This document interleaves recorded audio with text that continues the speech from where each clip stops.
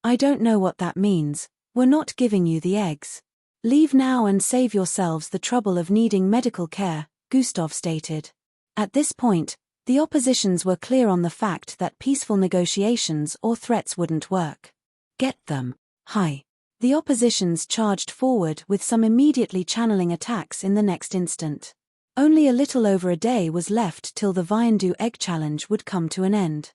Gustav wanted to make sure they had gathered enough to stay in the first spot, so he decided to max the group engage in the incoming battle instead of asking EE to open a vortex to know her location. Bang! Bang! Bang! The sound of powerful collisions soon rang out as the group of Earthlings faced the other groups simultaneously. Gustav immediately went for one of the strongest amongst the opposition up ahead. The red quill-like outfits, the group in the middle were clad in, had turned into 6 pair of wings with bottle-shaped white bodies in between. With a swing of one of their wings, red sharp energy would cut across the air, splitting the ground open ahead. Fuhushush tilde, hover has been activated. Gustav swerved sideways across the air, escaping the wing slashes as he arrived before the first Threndithran. The captain of the Threndithrans spun repeatedly across the air, sending out multiple of the massive quills on BIS body like giant blades. Clang! Clang! Clang! Clang! Gustav waved his hands across the air multiple times, slapping the quills that shot in his direction before they could make contact with him. All that could be seen from one angle was after images of his hands moving way faster than the normal eye could see. Kiara. Aurora, D times MFI tilde Gustav sped forward at incredible speed and caught the head of the captain of the Threndithrans before swooping downwards. Theist. The captain hissed as he found himself unable to fight against Gustav's strength upon their descent. Boom! Gustav slammed him into the ground heavily, causing the ground to cave in as shockwaves blasted across the vicinity. Bang! Bang! Bang! Multiple more Threndithrans were sent flying by the blast of the residual energy. Gustav wasted no time in charging forward once more, picking a new opposition to deal with. On the other side, Ealdris opened his eyes, causing the world around him to lose color. His calm demeanor as he made powerful strides across the vicinity struck a fear of the unknown within the hearts of the oppositions before him. The gem-like humanoid figures emitted bright light from their beings, but due to Ealdris absorbing color from the surroundings, everything seemed to be black and white. Thum tilde firing black and white beams from their stone-like face, Ealdris tanked the attacks with his palm, causing him to occasionally slide backwards as mist erupted from his hands. How is the Earthling doing this? The GXQR were surprised that their attacks were barely having any effect on him. It was like they had been completely weakened. You can have them back in high definition, Ealdris said as he slightly raised his palm, which was emitting a green glow. He turned his palm towards them and out came the beams they had fired at him, but this time with color. DN armwiwi tilde boom, Arga. The participants yelled in terror as the green pillar of light slammed into them with the effectiveness increased. The icy mountain behind them instantly spilt open and a lot of them lost body parts from the attack. Ealdris pressed forward unrelenting, as there were still quite the number of them. EE and Endrick, who were positioned on the right, dealt with the phantom-like participants together. Endrick had used his telekinesis to cause the ground covering a particular radius to float in mid-air. Their battle was taking place in the sky as multiple projectiles shot at Endrick while EE made use of his vortexes to send the projectiles to the rest of the oppositions on the battlefield. Elevra and Sheila had gone ahead of the rest to take care of the other groups arriving. Unfortunately, Elevra couldn't do anything but watch as Sheila took them down at a very quick pace. The air cracked like glass as Sheila unleashed her power, causing the approaching opponents to question their vision and sense of perception. With a swing of her hand, multiple participants would have their limbs turning to wood and their sensory organs shifting places across their bodies. Elevra was in awe, but this was to be expected since besides Gustav, Sheila seemed to be the strongest, especially since her bloodline rank was the highest as well. From the surface it seemed like Elevra and Ealdris were third in terms of strength, but Endrick happened to surpass them. The group just wasn't aware yet. Wong took care of some of the participants that had sustained heavy injury or passed out. Gustav had instructed him to take them somewhere else due to his plans. Yonder lunged forward, stabbing his finger into the air as a new group of participants arrived. 301. A pillar of energy blasted into the sky, knocking some milky glowing 1 feet tall creatures to the ground. The planet groups that had come to attack the Earth participants were around 10 in number, making it over 100 individual opponents. Gustav's perception had spread across the entire vicinity, so he could tell that they were all arriving from a particular direction, which he found strange. There were still more incoming as they dealt with the ones here. These planets were not weak, but compared to Earth standing, they were considerably less powerful, so Gustav and the others had no difficulty battling multiple of them at the same time. "We're leaving," Gustav instructed. "Wait, why?" Fildhor, who was having much fun dealing with the opponents, questioned. Make a vortex now and send us 1,600 miles to the south," Gustav instructed. Hiya. More of the participants from different planets were still charging with intensity, but Gustav had made his decision. Truruin conjured up a portal, and Wong proceeded to speed in and out multiple times while carrying unknown participants. The others headed in quickly, while Endrik made use of telekinesis to string a couple of unconscious bodies along with him.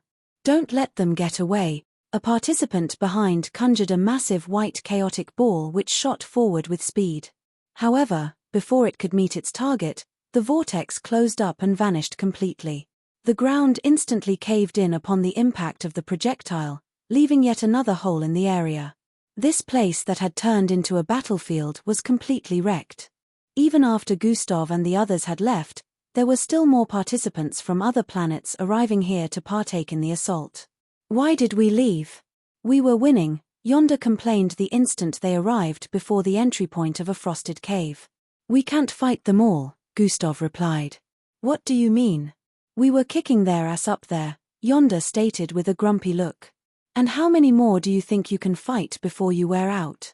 Before stronger groups arrive? Do you think you can fight an entirety of 2,000 planetary group each with 20 participants?" Gustav threw out consecutive questions at Yonder, causing him to keep quiet. "Why would we have to fight that many though? They can't all find us," Fildhor questioned. "They actually can. It is not a coincidence that this many know of our location. I believe Gustav figured out that there's something fishy going on," Falco responded. "Since they knew of our location initially, we can be assured that they will figure this one out as well. However, before they do, we could find out how they came to know of our location in the first place," Gustav voiced while turning to stare at the 12 different species laying on the ground unconscious by the side. Some of them were missing limbs and oozing different blood colors, but Gustav was unbothered. "Mental manipulation has been activated. Wake up."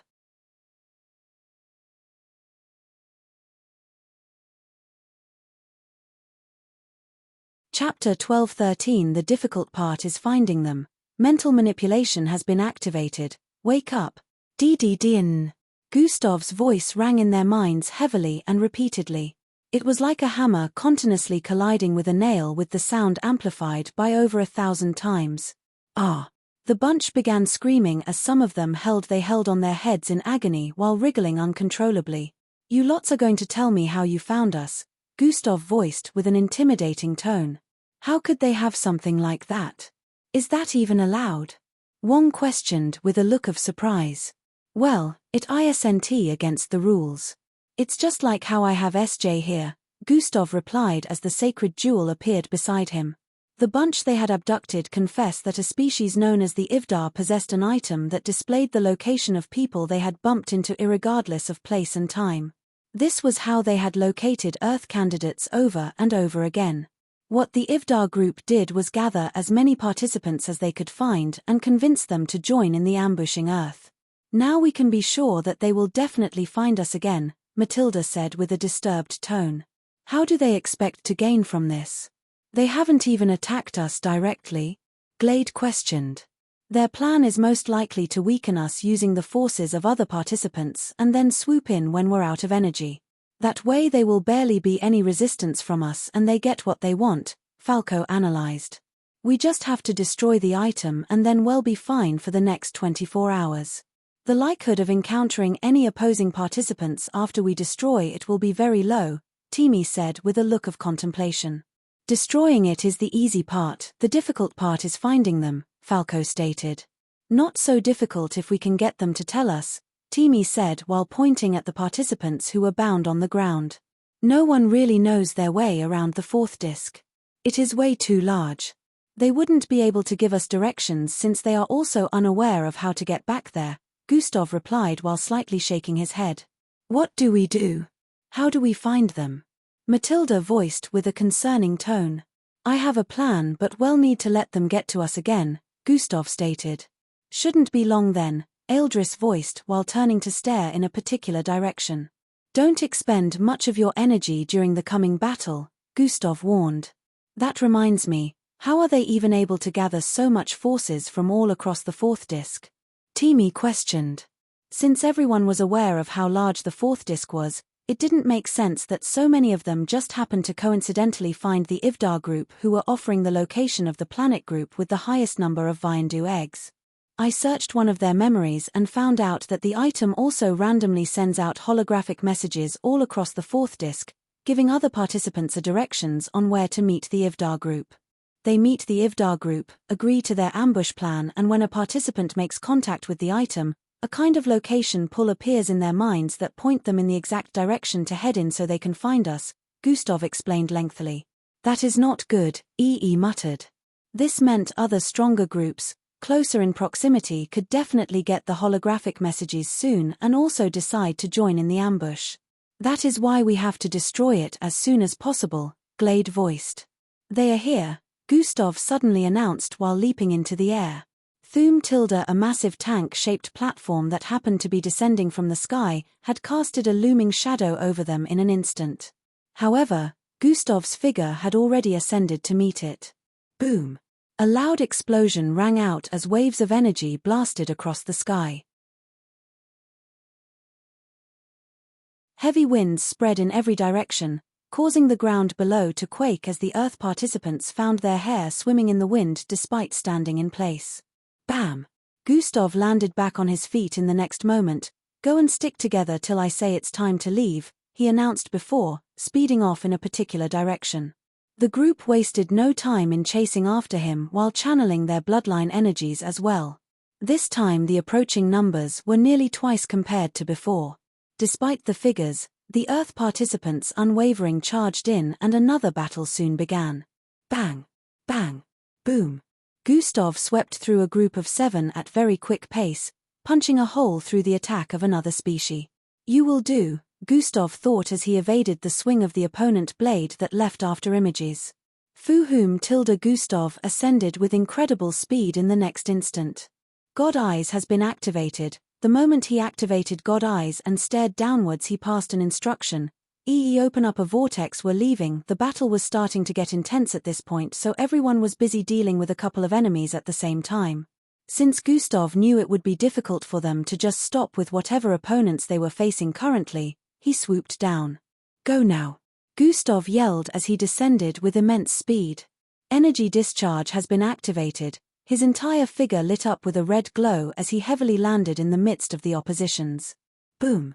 A red wave of energy detonated across the vicinity from his figure, sending forth intense destruction that spread across a range of 30,000 feet. Screams were heard all over the place as the oppositions had been taken by surprise.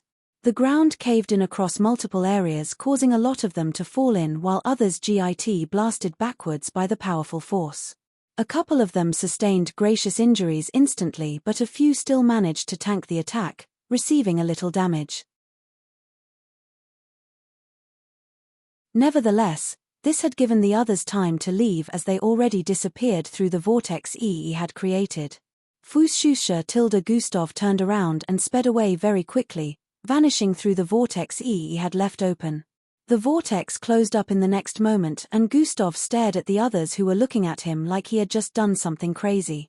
Up front, a long divide had been left on the icy ground, which happened to be from the residual energy of Gustav's blast. It had followed them in through ES vortex. Man, you could have charred someone with that and they'd end up becoming difficult to locate during nighttime like me. Gestured at his black face. It's a good thing no one stood in front of the vortex after coming in. Eldris chuckled and everyone began choking with laughter after a little while. Give us a warning next time, man, EE said while tapping Gustav's shoulder. I kinda did, but anyways I will be able to locate the item in a few. I just need one of them to head back to where the Ivdar are, Gustav said while his eyes emitted a scarlet and green glow. You mean the dudes you just turned to tar? EE asked with a look of concern. I weakened the effect close to me so they'll be fine, Gustav replied. Just as he said, the participants closer to him were barely affected. The energy discharge most just grew more powerful the further it spread. What do we do now? Fildhor questioned. We wait, Gustav responded with a calm tone. Hiya. Slaughter them all. To hell with the vermins. In the dimension in between the fourth and fifth disc, a battle seemed to be ongoing as thousands of beasts chased after a group of ash-colored slimy individuals. It was more of a chase than a battle. The ash-colored gooey creatures seemed to be trying to escape due to the immense number of beasts chasing after them. How did it turn out like this, Captain? I thought you said we will be fine this time. One of the gooey creatures who was currently slimming his way across a rough rocky surface voiced with a tone of frustration. I don't understand how these creatures are aware of us. We can't get any eggs because of this and the sudden alarm that goes off when we get close to the eggs. Captain's voice sounded more frustrated as they scurried away. The Diaperonians happened to be the ones getting chased currently. It turned out that the advice Gustav had given the chief of the Zergs was to use the Diaperonians as scapegoats for the Viandu eggs that had been taken from here so far. The chief of the Zergs had gathered creatures together from all over, telling them about the beings that had been stealing their eggs. 62C5B2942708FD12A9 add 975E follow current novels on tarpnovelful.com.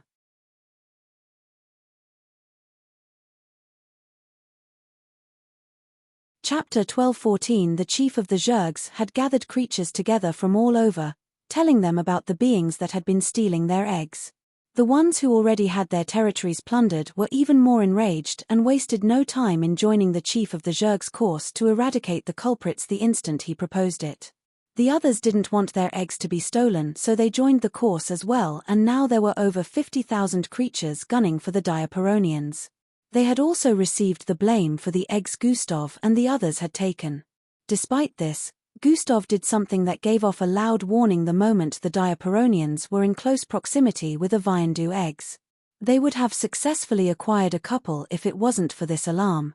Whenever it went off, thousands upon thousands of the beasts would be on the Diaperonians' tail again. Things had gone exactly according to Gustav's plan, so he didn't need to bother himself about this place anymore. He only needed to be worried about the surface now. Life signs tracking has been activated. Found them, Gustav voiced as he turned to stare southeast. The item? Ealdris questioned. I am staring at it right now and it's staring back at me as well. Gustav's response caused everyone's faces to lit up with expressions of confoundment. What do you mean? Rhea asked. They know where we are, Gustav stated. At the moment Gustav's sight displayed what looked like a large and smooth reflective surface. On this reflective surface he could see himself like he was standing right in front of a mirror while his teammates surrounded him.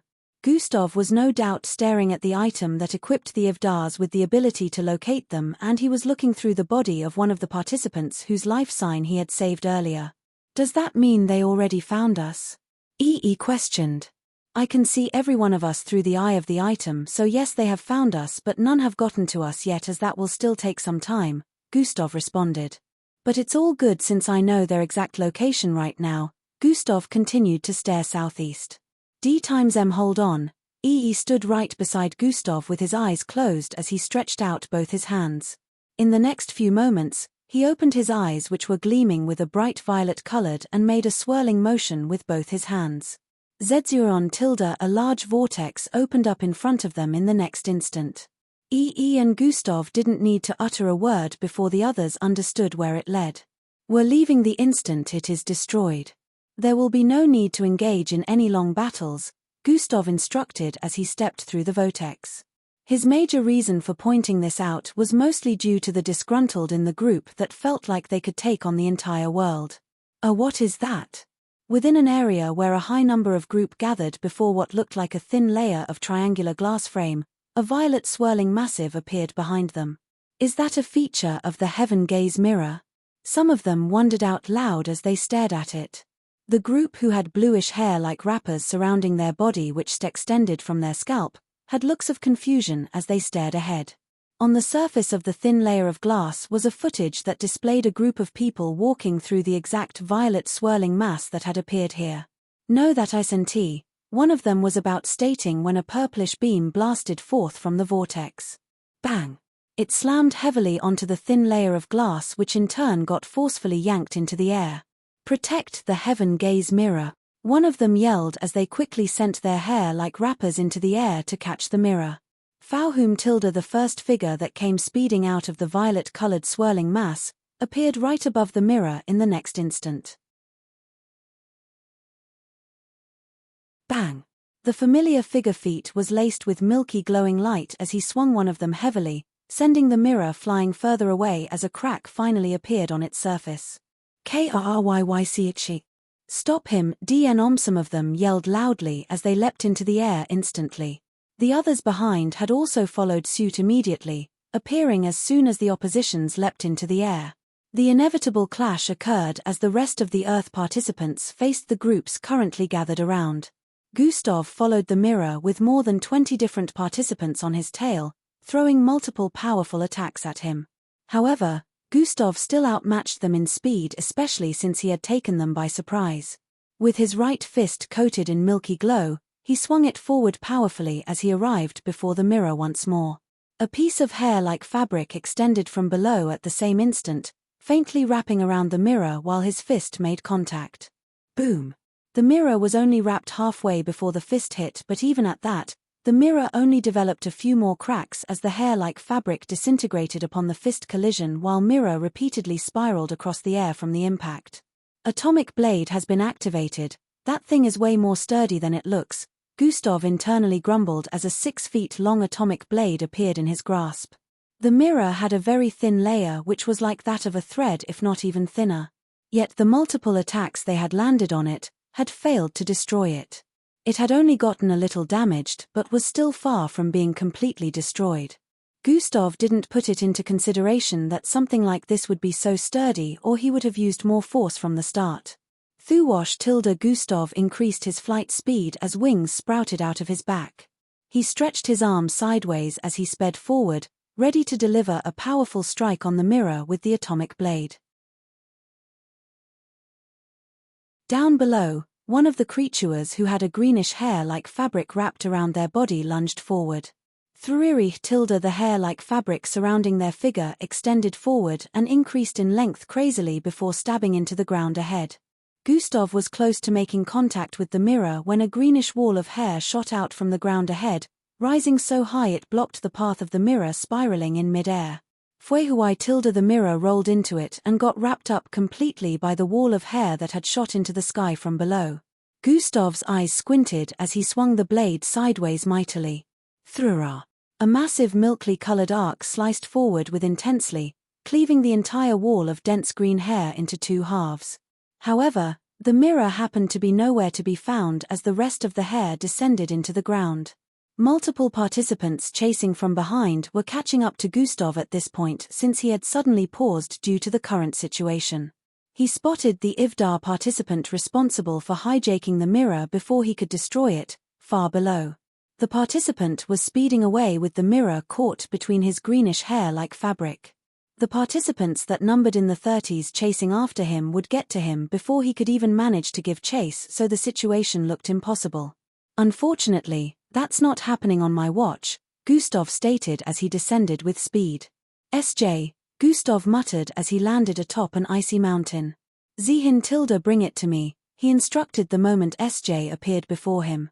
"Hiya! Get him!"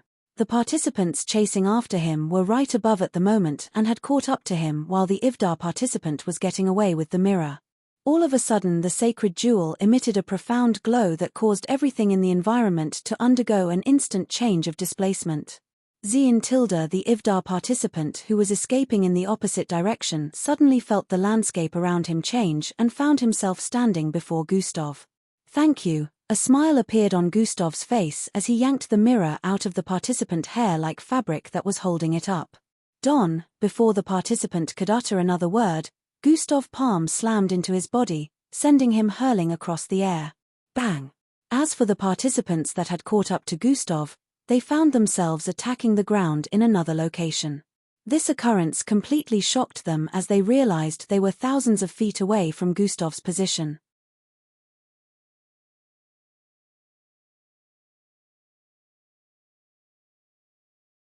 Chapter 12:15 A day of pieces. This occurrence completely shocked them as they realized they were thousands of feet away from Gustav's position. Bang! Bang! Bang! Shatter! Gustav stated as he held onto 17 feet wide triangular glass which was thinner than a thread. Swinging one of his fist forward once more with intensity, Gustav drilled a hole through the glass, causing a powerful shockwave to rock the vicinity. Boom! Krycch. Finally, more cracks spread across the glass from the point where his fist had gone through. As Gustav pulled his arm out, he could see that his entire fist was covered in blood despite the milky glow that initially coated it. As there was no time to waste since the groups here were very high in number, Gustav shattered the mirror even more, snapping it into multiple pieces. After all of this was done, he told EE to open a vortex that would get them out of there quickly. He lifted into the sky quickly, dodging multiple projectiles from the attacks of the groups around him who remained unrelenting in getting him. You may have destroyed the mirror, but you delivered yourself directly into our grasp without much stress. We shall not let you leave without taking the Viandu eggs off your hands. Two voices could be heard from the multiple participants chasing after Gustav. At that same instant, they launched a joint attack, causing two massive palms to descend from the sky. The greyish hands were so massive that they blotted out the sky and caused the winds to howl crazily. Everyone leave right away, Gustav said through the mind link, to the rest who were still fending off the opponents around instead of leaving through the vortex. Gustav was still thousands of feet away from the position of the vortex despite giving this instruction, and it looked like he was in a pinch as both palms descended. The descent of the palms brought forth an immense pressure that had carved out handprints across a radius spanning for thousands of feet, affecting even the vortex that was quite a distance away. Get away quick! Flee! Even the oppositions were trying to flee the area of concentration as they were also affected, but the pressure the palms emitted had bound some of them in place. Gustav's wings struggled against the strong winds, trying to push him to the ground as they spread out wider before sweeping backwards with intensity. Gustav's body propelled forward swiftly, scrapping a little across the surface of the descending palms as he arrived before the vortex. Puhui. The instant he phased through the vortex, the massive palms collided with the ground, causing the surroundings to tremble greatly as a high number of participants got swept across the vicinity like sheets of paper. Arag! Cries rang out as the vortex disappeared a moment later. Winds spread across the environment in their location as some of the residual energy from the palms swept into the vortex before it closed up. Fortunately, everyone seemed to be okay and already went in before Gustav did. Well, we should have some peace and quiet before the challenge ends now, Timmy voiced with a sigh of relief. Don't jinx it, EE said before sitting on the ground. It should end in another one day, so if we stay out of their way it should be fine, Falco voiced before sitting beside EE. What happened to stealing their eggs if they tried to steal ours? Yonder stated with a look of dissatisfaction. I would have actually done that if you guys weren't here, Gustav responded. Are you insinuating that we're weighing you down? Yonder voiced with a triggered expression as he turned to face Gustav. Yes, sometimes. I cannot go all out because I have to consider the rest of you getting hit by an attack from me, Gustav replied with a straight face. What? Oh my god, did you guys hear that? This guy really sees us as nuisances, Yonder said while looking around with an expression of dismay. Because teamwork is important, I chose what is best for the group to make sure there are no drawbacks, Gustav voiced once more. And he just keeps going. How are you guys okay with being called baggages? I am not baggage, Yonder said while sticking his finger out before Gustav. He's more concerned with everyone remaining in one piece, so leave it be, Timmy voiced from the side. There are attacks some of us cannot unleash when our comrades are in the vicinity in fear of harming them as well, so we tend to hold back. That's normal in a team, and Gustav just happens to have many of those sorts of attacks, Eldris stated as well. Gustav ignored yonder tantrums as he already felt this was normal. When the group was around him, he would make the best decision that would keep everyone safe. If he was alone, he could throw caution out the window and acted as he pleased. This was one of the reasons Gustav wasn't a fan of groups and preferred solo action in the past. However, he had now come to understand how having a group was beneficial due to multiple situations. Whenever it was time to act alone he would, and when the time came to act solo, he would do the needful as well. The phrase "there is a time for everything" had borne meaning to him. Take us further from here, Gustav instructed. He wanted to make sure they would remain untraceable by the others who were trying to get them. After traveling through vortexes a couple of times, the group finally settled beside a body of what looked like a frozen waterfall. He created an aero-silk barrier that shielded the entire group, and they proceeded to wait as that was the best course of action right now. My goodness, how are they able to do such? This is bad, they need to stay away from the Fix-It group. Their eggs will be stolen before they can realize it. If they cross paths, we can only hope they don't cross paths. In Earth's spectating area, some of the spectators seemed to be worried about a particular group being displayed on one of the floating screens. It turned out that this alien group were capable of stealing eggs from other groups without having to engage them in a physical brawl. Other planets' spectating areas had worried expressions as well, since some of them had witnessed the same thing. Some of their candidates were already victims of the Fix-It group. The group were scouring the fourth disc to the best of their abilities so as to cross path with any group they could find and obtain their egg. The fourth disc was still riddled with battles at multiple locations due to others trying to acquire eggs from other groups before time ran out.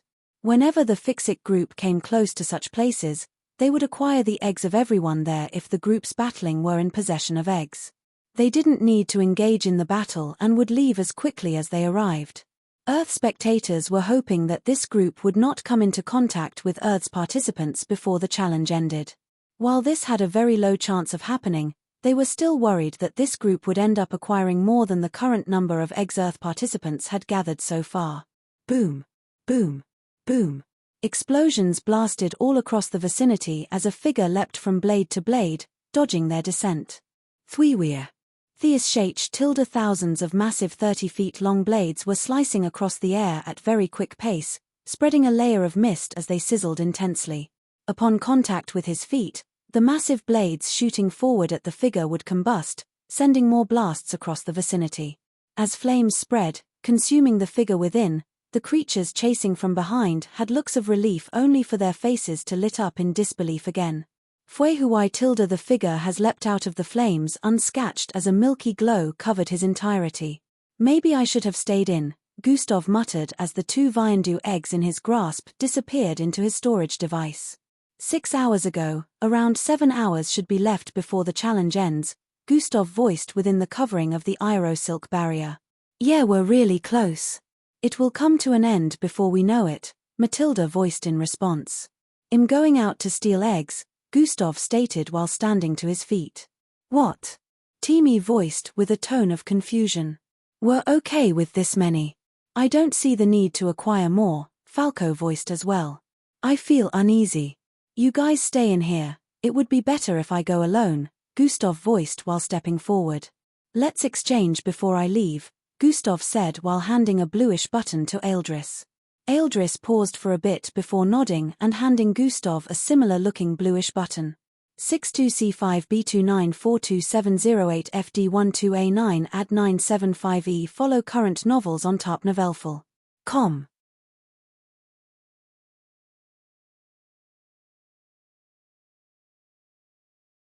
Chapter 1216 Eldris paused for a bit before nodding and handing Gustav a similar-looking bluish button.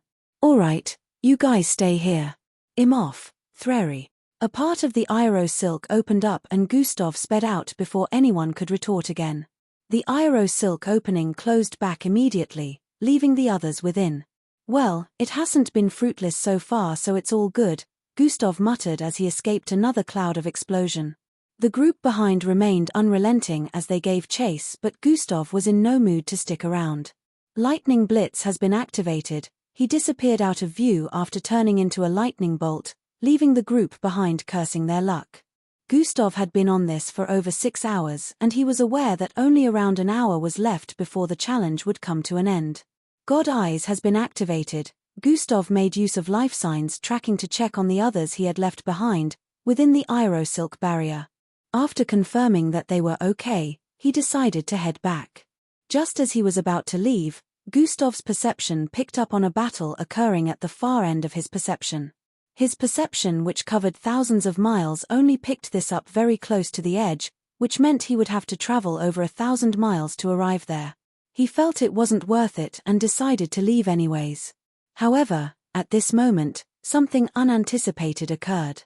Gustav felt a strange pull, and the next thing he knew, the Viandu eggs he had acquired appeared from his storage device and vanished. What the hell? Gustav voiced with a look of confusion as he tapped on his storage button multiple times. All the items within had been completely emptied. The eggs are gone. Gustav's eyes turned listless.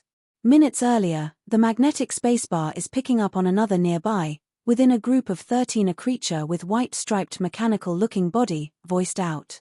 Is that Gustav Crimson? One of them, whose eyes were white and completely mirror-like, said with a surprised tone. Dash, the captain of Earth. We've hit the jackpot. Dash, the magnetic spacebar is scrambling with the frequency of his spatial pocket now. These mechanical-looking creatures seem to have multiple holographic screens floating around them, along with rays of light shooting out of their eyes. It looked like they were a race mixed with technological parts as well as that of living tissue. The black piece of liquid metal floating in their midst seemed to be the magnetic spacebar that they were referring to. This were the Fixit group who had been stealing eggs since. So long as anyone was within a particular proximity from them, they could acquire the items in their spatial storage.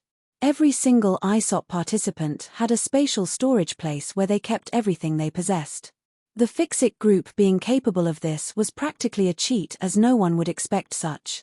Dash, we should have his eggs in 3, 2, 1. Now, one of them voiced with a tone of enthusiasm as a small glow coated the vicinity. Theing tilde 4 Viandu eggs appeared around the group after a couple of moments, and their mechanical faces had hints of dissatisfaction.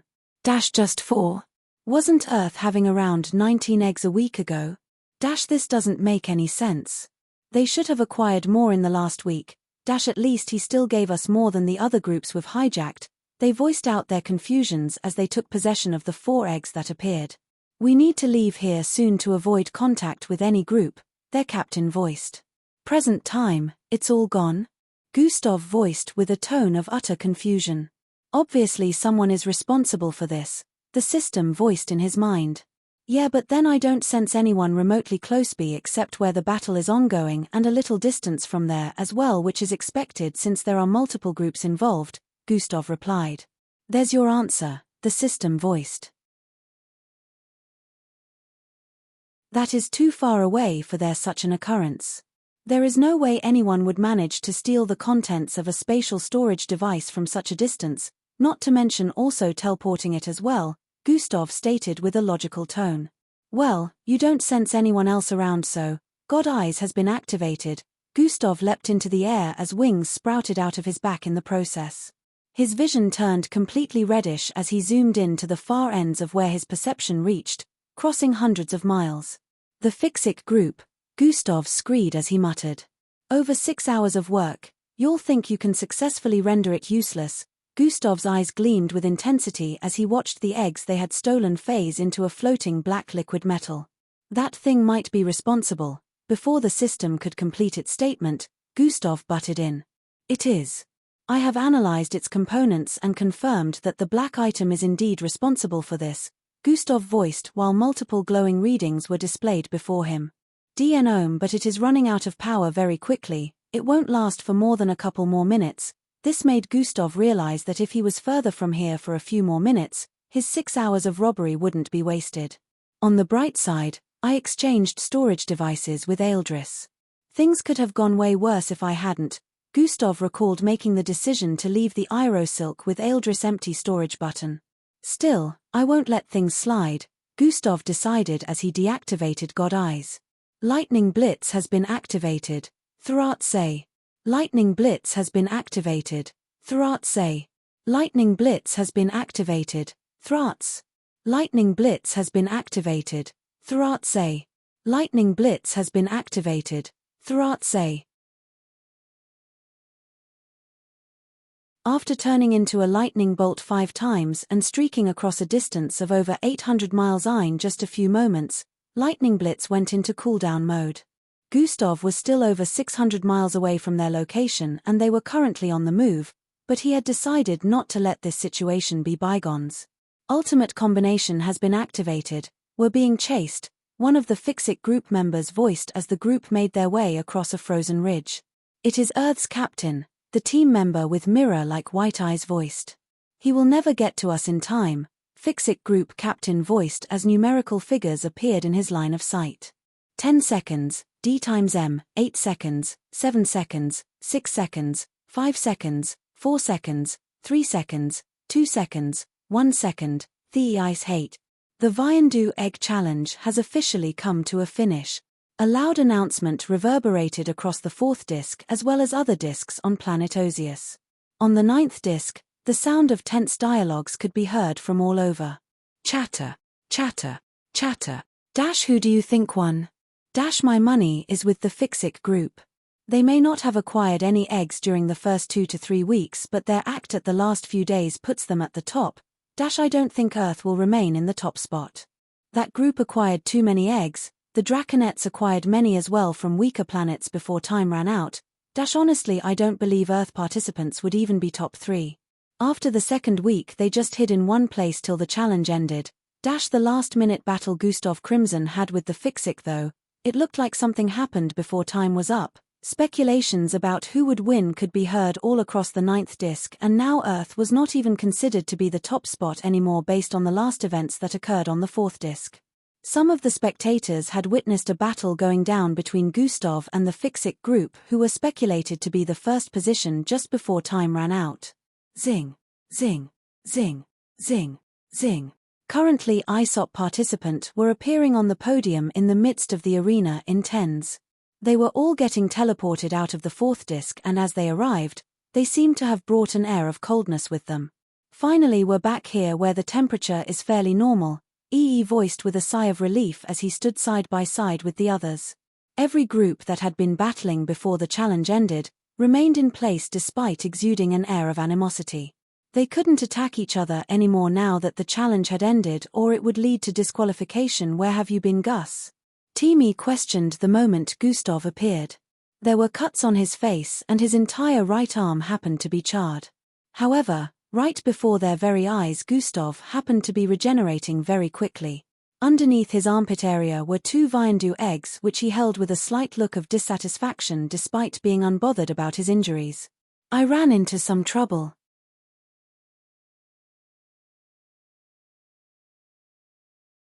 Chapter 12:17 Underneath his armpit area were 2 Viandu eggs which he held with a slight look of dissatisfaction despite being unbothered about his injuries. I ran into some trouble, Gustav voiced before turning to face Eldris. Eldris nodded and handed the storage button in his possession to Gustav. As Gustav made use of gravitational manipulation, the eggs in his grasp floated while he passed Eldris' storage button back to him as well. Zing, zing. The 2 Viandu eggs vanished from sight at the same moment. All of Gustav's burns and cuts healed up completely. D times M. All captains are required to place the eggs they have acquired into any of the flaming cauldrons for proper calculation. Handler 1's voice reverberated across the entire vicinity as flaming cauldrons began rising from the ground at the corners of the arena. Each cauldron was as large as a full-grown human, so there wouldn't be any issues with putting the Viandu eggs in. The captains began heading to the cauldrons to place their eggs in. At the moment, the screens floating above displayed the scoreboards without scores. Only the planet names were visible. Each time a captain placed a Viandu egg in one of the cauldrons, scores would appear before their planet name on the screens and their position would move up. In a couple of minutes about 300 captains had emptied the contents of their storage into the cauldron and the calculation of scores was still ongoing. Some captains didn't move from their standing point since a lot of planets didn't manage to acquire a single Viandu egg at the end of the challenge. Besides this, some planet groups also lost their eggs to the Fixit participants before the end of the Viandu challenge. Their animosity was currently fueled as they glared in the direction of the Fixic captain who was walking over to one of the cauldrons. It almost seemed like the captains who were suspected of holding the highest number of Viandu eggs by the participants finally decided to move at this point. As Gustav stepped forward with his storage button in hand, so did Ozius, Oxakic, Zionci, Draconets, and a couple other captains as well. Captain Strum glared at Gustav from the corner of his eyes as the animosity in the air grew higher at this point. Gustav's face remained expressionless as he stepped forward, ignoring the stares from everyone. Bolstrand, the captain of the Fixic planet, happened to be structured like a mechanical red upper humanoid body and the lower body of an arachnid-like creature with 32 legs. The number of participants glaring at him in animosity happened to be way higher than others, but the mechanical-like creature didn't seem to care as a black metal liquid appeared before him. Viandu eggs began to phase out of this floating black liquid metal which he placed in the flaming cauldron one after the other. Dash that bastard. Dash they robbed you too. Dash my group is a victim as well and we only acquired 2 eggs. Dash'll make sure he pays in the next challenge. Some of the participants seemed to be triggered as they stared at the number of eggs that kept phasing out of the black liquid metal. Seeing so many of the eggs, the other captains who had placed their eggs in a cauldron already lost all flicker of hope they initially had. We may lose this one but our great planet will remain on top, Captain Strum scoffed as he placed the last egg from his storage into the egg. Staring up at the scoreboard, his eyes widened a little as he spotted the current situation. 1. Planet Fixic, 30 Viandu eggs greater than 12,000 points. 2. Planet Diaperonian, 22 Viandu eggs greater than 8,800 points. 3. Planet Draconet, 21 Viandu eggs greater than 8,400 points. 4. Planet Ozius, 20 Viandu eggs greater than 8,000 points. 5. Planet Hixto, 17 Viandu eggs greater than 6,800 points. 6. Planet Diov, 17 Viandu eggs greater than 6,800 points. 7. Planet Tranvida, 15 Viandu eggs greater than 6,000 points. 8. Planet Earth, 15 Viandu eggs greater than 6,000 points. The scoreboard was still counting since the captains were still inputting their eggs, which was why Captain Strum was shocked when he noticed a considerably weaker planet was currently first position. He couldn't fathom how this was possible, especially since he had dropped every egg in his position into the cauldron already. While he didn't expect to have the first spot anymore due to his suspicions about Earth after the scoreboard was displayed at the ending of the second week. They had only managed to acquire 4 more eggs than what Earth acquired at the end of the second week when the challenge finally ended, so he wasn't very optimistic. Planet Fixic, he growled while turning to stare in the direction of their captain. Captain Bolstrand still happened to not have finished dropping all the eggs in his possession into the cauldron. The spectators were going bonkers at this point as everyone seemed to be hinged on the fact that Planet Fixic had won. After a few more seconds the rankings on the scoreboard had undergone change once more. 1. Planet Fixic, 41 Viandu eggs greater than 16,400 points. 2. Planet Earth, 40 Viandu eggs greater than 16,000 points. 3. Planet Diaperonian, 22 Viandu eggs greater than 8,800 points. 4. Planet Draconet, 21 Viandu eggs greater than 8,400 points. 5. Planet Ozius, 20 Viandu eggs greater than 8,000 points. 6. Planet Hixto, 17 Viandu eggs greater than 6,800 points. 7. Planet Diov, 17 Viandu eggs greater than 6,800 points. 8. Planet Tranvida, 15 Viandu eggs greater than 6,000 points. 9. Planet Oxlark, 15 Viandu eggs greater than 6,000 points. Planet Fixic 1. Earth came very close. If they had one more egg it would be a draw. The statistics are unbelievable. How did this happen? I did not even expect to see the Earth in top 3. Who knew they gathered this much? Chatter, chatter, chatter. The entire place had turned noisier as Captain Bolstrand could be seen heading back to where his other teammates were positioned. If Earth's captain had not taken 2 back out of the 4 we stole from him, we would have gotten totaled 17,200 points, but the current statistics isn't bad either, he thought as he walked back to his teammates' area. This undoubtedly meant that he had inputted all the eggs in his possession into the flaming cauldron. However, Gustav still seemed to be standing before the cauldron in front of him unmoving. The spectators as well as other participants felt that he must have been shocked by the results above, as acquiring such a number of eggs would make one believe they had definitely won. While the environment was extremely noisy, Gustav was in his thoughts. I really wanted to experiment on some and see what makes it so important. I guess I can't do that now. Gustav was internally at loss as he reached for his storage button. Tap. He singled out two sphere-shaped objects that were emitted in holographic format from his storage button, and right before everyone's eyes, an unexpected scenario played out. Zing tilde, two multicolored 3 feet large eggs appeared before Gustav. Dash what? He had 2 more?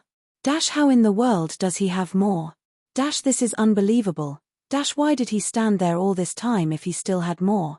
The spectators' areas lit up in a frenzy once more as this unexpected occurrence took them completely by surprise. At the position of the handlers, they had a look of relief as they watched Gustav drop these 2 eggs into the flaming cauldron before him. Planet Osius were 5th place currently, yet the handlers seemed to be relieved when Gustav relinquished the last 2 Viandu eggs in his possession, putting Earth at the top. If Gustav had noticed them, he would definitely have found this suspicious. However, his mind was currently elsewhere. What a loss. Oh well, Gustav decided to stop being bothered about it and turned around at this point. He had wanted to keep the last 2 eggs he stole back from the Fix-It group to himself, but he eventually had to drop them or Earth would have lost. Chatter, chatter, cheer, cheer. While there were loud voices of confusion and displeasure all across, the cheers coming from the Earth spectators area happened to be very loud as well. You sure gave us a scare there, Gus. Looks like you were taking your time to cause this type of reaction. Everyone began voicing out one after the other upon Gustav's return. Yeah, I wanted to keep an egg for myself, but I guess I'll just have to let things be. Gustav shrugged as Earth completely became the center of attention at this point. This isn't possible? How? On Planet Fixit area they were plenty shocked as to how they still lost the first place despite how many groups they stole from. After a couple more minutes went by, the final result of the Viandu Egg Challenge was on display for everyone to see. You're tuning in to the Celestial War YouTube channel.